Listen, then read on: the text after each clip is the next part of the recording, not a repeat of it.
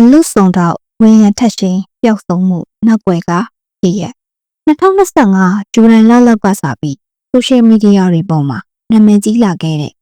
online အလုဆောင်တော့ဝင်းရထက်ရှင်သို့မဟုတ်ဖုန်းမှုဆိုတဲ့လူကိုပုံမှန်အင်တာနက်သုံးစွဲသူတတိထားမိကြမယ်လို့ပြော2020လောက်တည်းက Ghost Hunter မြန်မာမှာ Paranormal Investigation တယောက်အဖြစ်တနည်းအားဖြင့်တဘာဝလုံးဖြစ်ရဆန်းရှာဖွေလေ့လာသူအဖြစ် online ပေါ်မှာတက်ကြွလှုပ်ရှားခဲ့ပေမဲ့လူသိမ့်မသိခဲ့ကြပါဘူးလူတွေရဲ့စိတ်ဝင်စားမှုကိုစပြီးတော့ရလာခဲ့တာကတော့ Jewelry Box ဖွင့်တဲ့အမျိုးသမီးကဆိုင်က3000ဘူးနီးပါးစိန်တယ်တွေကိုခိုးယူထွက်ပြေးခဲ့တဲ့အမှုအဲ့ဒီခိုးမှုဖြစ်စဉ်ကဖြူတော်ဆိုတဲ့အမျိုးသမီးဟာနိုဝင်ဘာလထဲမှာဆိုင်ရှင်တွေဖျားဘူးသွားနေချိန်ဆိုင်မှာဆိုင်ရှင်ရဲ့အမိနဲ့အိမ်အကူ2ယောက်ပဲရှိနေတဲ့အချိန်အခွင့်ကောင်းယူပြီး3000နီးပါးတန်မှုရှိ GIA စစ်ချက်ပါတဲ့စိန်တယ်လက်ဝတ်ရတနာတွေကိုတိတ်တဆိတ်ခိုးပြီးကျမရီးစားကိုအင်ကြီးစင်းပေးလိုက်အောင်မယ်ဆိုပြီးပြောလို့ထွက်ပြေးသွားခဲ့အဲ့ဒီနောက်ရတနာဆိုင်ကလူမှုကွန်ရက် Facebook ပေါ်မှာအကူအညီတောင်းတဲ့ post တင်တဲ့အခါမှာနာမည်ကြီး post တစ်ခုဖြစ်ခဲ့အဲ့ဒီနောက်မှာတော့ကိုမျိုးသမီးနဲ့ရီးစားတို့ရှမ်းပြည်နယ်ကလောမှာနာမည်ပြောင်းပြီးနေထိုင်နေတဲ့အကြောင်းတောင်ကြီးမြို့ကရွှေဆိုင်တစ်ဆိုင်မှာဘောင်းချအတုလုပ်ပြီး900ပါပစ္စည်းတွေကိုရောင်းချခဲ့ကြောင်းဒါအပြင်အေးတာရမျိုးကရွှေဆိုင်2ဆိုင်အောင်ပန်းကရွှေဆိုင်1ဆိုင်စတာတွေမှာစစ်ပေးရှောင်းဟန်ဆောင်ပြီးတနာအောင်ပြောလို့ရောင်းခဲ့ကြောင်းသိခဲ့ရပါတယ်။ပိုးတော်တဲ့စိန်တဲ့လက်ဝတ်ရတနာအများစုကိုပြန်ရခဲ့ပါတယ်။တည်င်းထုတ်ပြန်တဲ့အခါမှာစိန်ဆိုင်ဘက်ကဝေရန်ထက်ရှင်ဦးညီပါတယ်ဆိုပြီးအတိအကျcredit ပေးထားတာမျိုးမရှိပေမဲ့သူ့ဘက်ကတော့သူ့အပင်မန်းခံကူညီပေးခဲ့တာမို့ပြန်ရခဲ့တာဖြစ်ကြောင်းအခိုင်အမာဆိုပါဒီအမှုကသူစပြီး online ပေါ်မှာနာမည်ရလာခဲ့တဲ့အမှုပေါ့အဲ့ဒီနောက်မှာတော့ဖိုးမှုအိမ်တော်ရေးဖောက်ပြန်မှုငယ်မရင်ငယ်အမှုစတာတွေကိုလက်ခံပြီးအမှုလိုက်ခဲ့ရပြီးဝင်ငွေအမြောက်အများရရှိနေတဲ့အကြောင်းကားမောင်းနေရင်စက်တုပ်ကြီးဘေးနားမှာထားတဲ့ပုံလေးနဲ့အမှုလိုက်ခါတွေအမြောက်အများရနေခဲ့တဲ့အကြောင်း online ပေါ်မှာတင်လို့ online သုံးစွဲသူပရိသတ်အမြောက်အများရဲ့အာရုံစိုက်မှု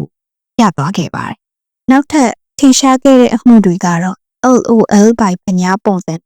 Facebook page ကို location လိုက်ပြီးတယ်ဆိုတဲ့အမှုဒါနဲ့ပိုးချက်ထိုးခံရတယ်ဆိုတဲ့ကောင်မလေးအမှုကြားဖောင်ဘောကဦးလေးကြီးရဲ့အမှုကြားဖောင်ဘောကဦးလေးကြီးရဲ့အမှုကတော့နိုင်တာရကိုကြီးဆိုတဲ့ပရာဟိတဆယ်လေးနဲ့ပူးပေါင်းဆောင်ရွက်ခဲ့တာဖြစ်ပြီးသူတို့ရှာတွေ့ခဲ့တာကကာယကရှိဦးလေးကြီးမဟုတ်ပဲလူလိမ်နေတာဖြစ်တယ်ဆိုပြီးလိုင်းပေါ်မှာတော်တော်ဝက်လောရိုက်သွားခဲ့တဲ့အမှုပါအဲ့ဒီနောက်ဘူးတီးတို့လူငယ်လေးတွေအမှုဒီအမှုကတော့လိုင်းပေါ်မှာထောက်ဝေရန်ရှိန်ဆိုတဲ့နာမည်နဲ့ credit အတော်ရခဲ့တဲ့အမှုပါစတာတွေနဲ့ online ပေါ်မှာနာမည်ကြီးပြီးအောင်မြင်မှုတစ်ခုကိုတည်ဆောက်နိုင်ခဲ့ပါသူဟတ်တဲ့ location လိုက်ပြီးရဲဆိုတဲ့ laptop တစ်လုံးနဲ့ HDD ပုံလေးတွေကွန်ပျူတာခုံတစ်ခုရှိမှာဒီရတော့ထမင်းစားနေတဲ့ပုံလေးတွေရင်းပညာနဲ့စိမ့်တဲ့သူတွေအတွက်တစ်မျိုးလေးလို့ထင်စရာရှိတဲ့ coded screen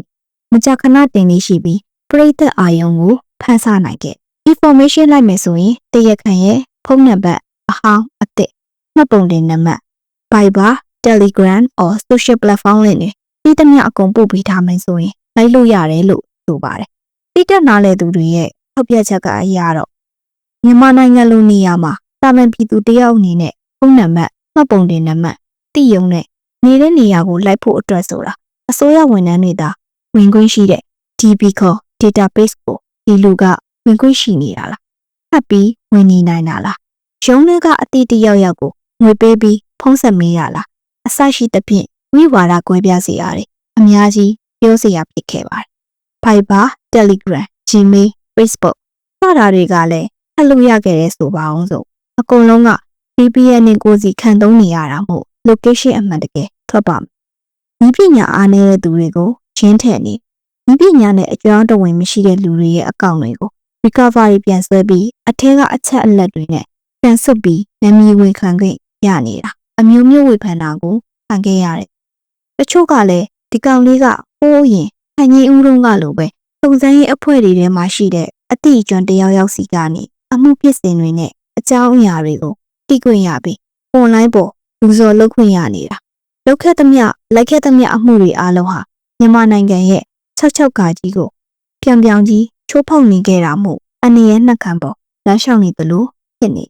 အခုလိုပေါ်ပေါ်ထထကြီးနဲ့ကိုသွားတီသွားလှုပ်ပြနေတာကမြောက်ကားကြီးဖြစ်နေတော့တာမို့ထောင်နှခမ်းနဲ့ညီးနေပြီနောက်ပြီးသူလိုက်ခဲ့ဘူးတယ်လို့ပြောထားတဲ့အမှုတွေကအာနာရှိအင်အားကြီးသူတွေနဲ့ပတ်သက်နေခဲ့ဘူးတာမျိုးရှိရင်သူ့ကိုပြန်ပြီးအမှုပတ်နိုင်တယ်တိတ်ကိုအနေရများလို့နေတယ်ဒီလို online ဆယ်လီအများစုဟာပရိသတ်အားပေးမှုကိုရလေလက်လုံကျက်သွန်တွေဖြစ်ပြီးပရိပောက်သွားတတ်လေဖြစ်တာမို့လေလုံးနဲ့ပင်ရှိသိမ့်တော့မယ်အစရှိသဖြင့်ဝိုင်းပြီးတော့ဝေဖန်ထောက်ပြတာမျိုးတွေရှိခဲ့ပါ26ရက်စက်တင်ဘာလ2025ခုနှစ်မှာတော့နှုတ်ဝေရန်ရှိန်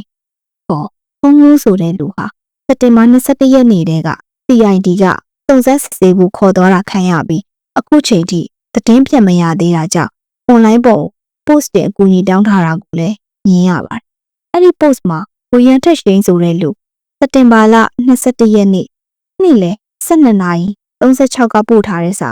ဒီလိုမြင်ရပါတယ်။6နာရီအထိကျွန်တော်ပြောင်းနေရင် post တင်ပေးပါ။ဒီကိစ္စကြောင့်ကျွန်တော်ကို CID ကစစ်ဖို့ခေါ်သွားပြီလို့ဘယ်ကောင်းရုပ်ဝိတ်နဲ့စနက်နဲ့ညှိတာလဲတော့မသိဘူး။အခုဒီစာကိုဖတ်ပြီးစာမပြန်ပါနဲ့တော့အမ CID ကစစ်စရာရှိလို့ဆိုပြီးလာခေါ်သွားလို့အခုပဲ CID ရုံးကိုရောက်ပါပြီဆိုပြီး post တင်ထားတာကိုမြင်ရနိုင်ပါတယ်။နားလေတက်ချမ်းသူတွေရဲ့သုံးသက်ချက်ကတော့သူ့ကိုအတွင်းသည့်တယောက်ကကုန်းမှတ်ပေးထားတာတွေ့တယ်ဗျ။တောက်စားပြီးအယူလောက်ရက်တွေရှောက်လုံနေတာတက်ဆိုင်အခုလိုပုံစံမျိုးမြင်ရတာကကောင်းတယ်။သူကလည်းအချိန်တန်ပြန်မူးမှဆိုပြီးရေးထားတာမြင်ရပါတယ်။အဲ့ဒီအတိတ်ပဲကဒီလူဟာအရက်မူးနေချိန်မှာဆိုအပြောမှအလုံမာတွေလုတ်တက်တဲ့လူဖြစ်ပြီးမူးနေချိန်ရှောက်လုတ်ခဲ့တဲ့အမှားတစ်ခုကသူ့ကိုအဖမ်းခံရဖို့ဖြစ်လာစေနိုင်တာလေဖြစ်နိုင်တယ်ဆိုပြီးပြောပြထားပါတယ်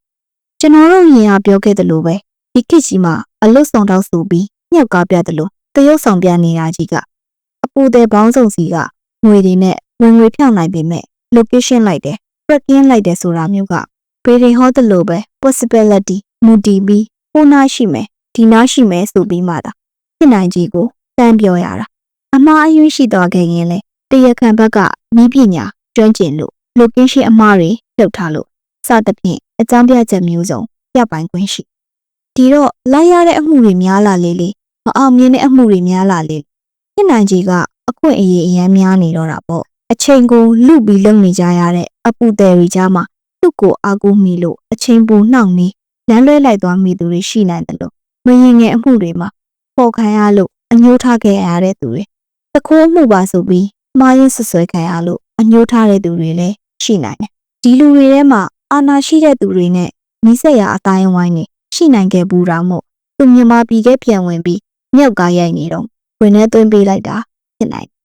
ဘာအမှုလဲဆိုရင်တော့ခြားသူတွေရဲ့ပုံဆက်သွယ်ရေးကွန်ရက်တွေတဲ့ခွင့်ပြုချက်မရပဲနှောက်ယှက်ကိုဝင်နဲ့66ကာကြီးကတော့ဘလို့မှကိုမလွဲနိုင်တဲ့အမှုဒီအမှုကိုမှအမြင်ကတဲ့အတိုင်းအတာပေါ်မူတည်ပြီး6မှုတိုးပေးလိုက်နိုင်တယ်နောက်ပြီး8500ရန်အိမ်ဖောက်ထွင်းမှုပြီးဆုံးခိုင်ရင်စီရင်အပြန်အလှန်ပြစ်ခတ်မှုအနှဲငယ်ဖြစ်တရခန့်တခိုးရောရဲဘက်ကတယောက်ရောသိအောင်တက်မစိုးရင်ရ